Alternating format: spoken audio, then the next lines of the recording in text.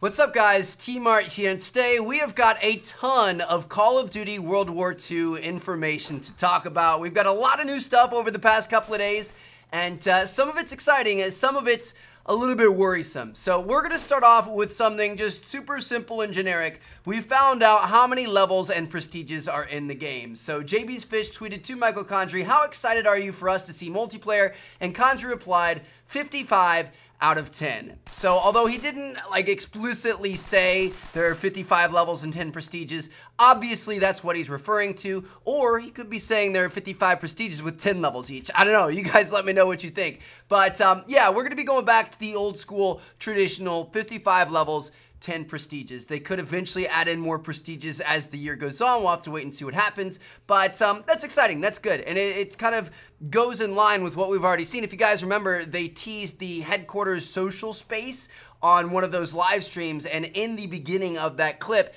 there are these two soldiers right here with the commander ranks, and they're level 55. So 55 levels, 10 prestiges, confirmed, put it to rest. We now know what to expect for multiplayer leveling. Now, moving on, let's talk about something a little bit less concrete here. So something a little bit more concerning. It's something that's exciting, but it's also got me a little bit worried, all right? So Create a Class is not going to be in Call of Duty World War II. You guys heard that right. Create a Class, which has been a staple of the Call of Duty series for however many years, it's been over a decade now, that is not going to be in Call of Duty World War II. It's being replaced by something called divisions. Now, we don't really know too much about this yet. We're going to find out more about it at E3 this week, and I'm sure I'm going to cover that for you guys. But basically, the other day, there was an interview, a Q&A session with PlayStation Blog, and they talked about this. They said that it fundamentally redefines how players invest in their multiplayer soldier. And there are 5 World War II divisions to pick from, and each of those divisions have their own combat training, their own division training, and their own weapon skills. So, I mean, this is scary. This is really, really concerning. It's such a weird, delicate balance because you want new stuff. The idea of an entirely new feature, an entirely new fundamental section of Call of Duty being completely refreshed is exciting. Like, I'm stoked to be able to see this. I hope it's really, really good. But at the same time, it's a little bit concerning because Create a Class is what makes Call of Duty Call of Duty. Like, being able to completely customize your weapons and your perks and your loadout is what really sets Call of Duty apart from a lot of other games out there. And I'm a little bit worried about this. Now, the one thing I don't want is strict preset classes, and it looks like we're going to be okay. So SMS Games tweeted to Condrey on Twitter, "I'm going to be fine as long as we can customize them.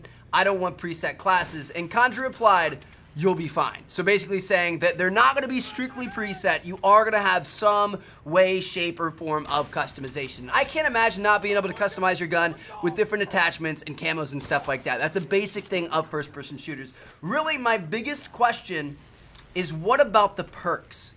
Are we getting rid of the perk system in Call of Duty? And again, this is something that I'm a little bit torn because part of me says, hey, maybe we can mix it up and kind of push the boundaries and try something new. But then part of me is like, I mean, perks are what make COD COD. Like, it's fun to kind of tailor your perks to your play style. And we could be going the Battlefield route where you have different types of soldiers. So like, you know, medics and snipers and stuff like that. I don't think they would strictly rip off of Battlefield, but it could be something kind of similar to what we see in Battlefield. It could even be similar to Rainbow Six Siege. So that's a game I got into recently. It's a lot of fun. I'm absolutely loving it. Posting a ton of videos over on my second channel. But it's so much different than COD, man. So basically in that game, you have a bunch of different operators. There are like 30 or 35 different operators. Each of those operators has a unique ability or trait that's specific just to him. So you choose your operator, and then from there you do have a little bit of customization. Like, you can choose between a couple of weapons and a couple of, you know, secondaries, a couple of equipment and stuff like that. But it's nothing like Call of Duty. Like, if you really like, for example, the AK-47, I don't even think that's a gun in the game, you could only get the AK-47 with the operators that have that weapon. You couldn't use that gun with every operator option in the game. So could we see something like that in Call of Duty where it's going to limit you on what weapons you can use with what division or what perks or what abilities, or, you know, I don't know. It's going to be really, really interesting. And emotionally, I'm torn on this. Like, I don't want to make a judgment too soon. We will find out more in the coming days. You know, I'm excited that Sledgehammer wants to push the boundaries, but I'm also worried because customization is what makes Call of Duty Call of Duty. I mean, think about back when we first got the Pick 10 system and how crazy that was, how excited everybody was, and ever since then, we've had some sort of variation of that in our games. And that's a huge part of COD, because if you want to focus on getting kills with your primary weapon, like you really like a weapon and you really just want to use that the entire game, focus on that thing, dude. Put all sorts of attachments and stuff on it. Build your class around that weapon.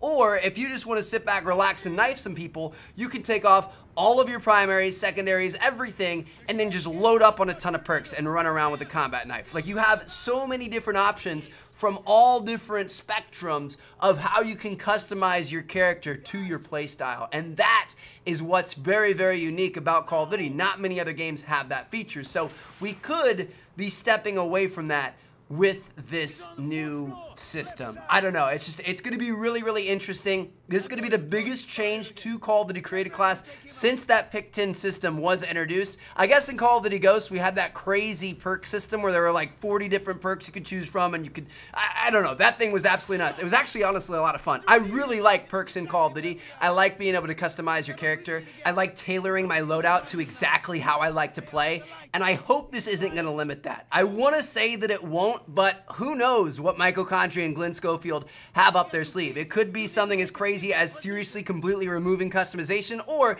it could be something as simple as, you know, this almost sounds like the new specialist system. Like, maybe it's a variation of the specialist system. Like, there are 5 different specialists you could choose from that have unique traits that aid you in your gameplay. I don't know. It's going to be really interesting. We're just going to have faith, hope it works out, hope they know what they're doing. And like I said, we'll find out more this week. So I'll cover that later on this week. I'm actually going to be at E3. I'll get the inside scoop for you guys. I'll be playing the game. I'll know what's up. So anyway, let's move on to the final thing I wanted to talk about today. This is actually a much bigger deal than I thought it was going to be.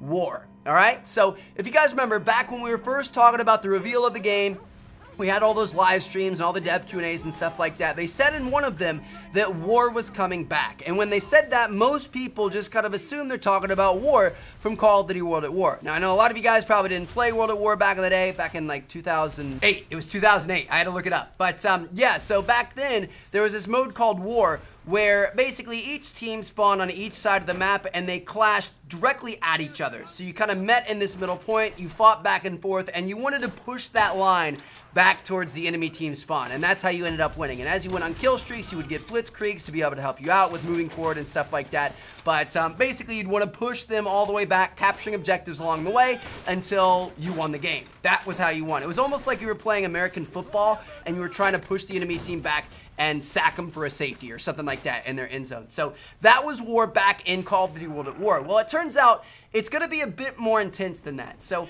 this mode is going to be such a big deal, they've actually brought in Raven Software to help make it. That's right, guys. Sledgehammer isn't the only one working on this mode. They brought in an entirely new studio. The makers of Modern Warfare Remastered are going to be helping Sledgehammer to make this game mode. That's how big it is. I don't think we've ever had that in Call of Duty before. I mean, we've had it for, like, you know, somebody will make the single player and somebody will make the multiplayer, but not just for one specific multiplayer mode, which is pretty crazy.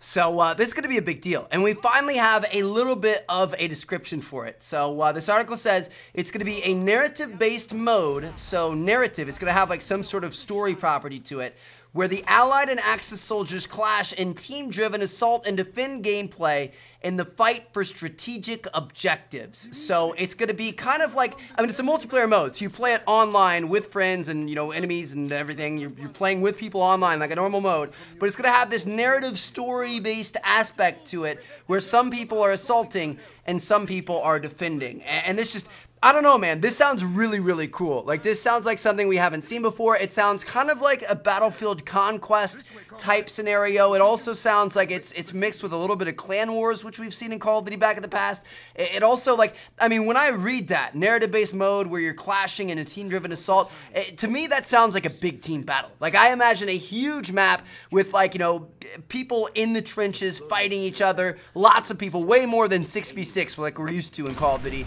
You've got planes flying overhead and tanks and stuff like that. Maybe my vision is entirely off, but that's kind of what I imagine. So who knows what's going to happen here? This could be something totally crazy that we weren't expecting, and I'm kind of hoping it is. I don't know. It sounds like this could be one of the aces up Sledgehammer's sleeves for this game, and hopefully find out some more information on it this week at E3. So Here you guys have it. That is what we have for today. Lots of exciting stuff.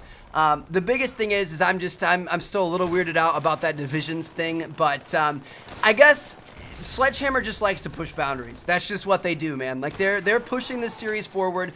They're not really, you know, just kind of sitting on their backside and playing the safe route. Like they want to push, they want to innovate, and they want to create. And that's exactly what they're doing. So this is going to be an exciting year. We'll have to wait and see what happens. E3 is this week. It's going to be epic.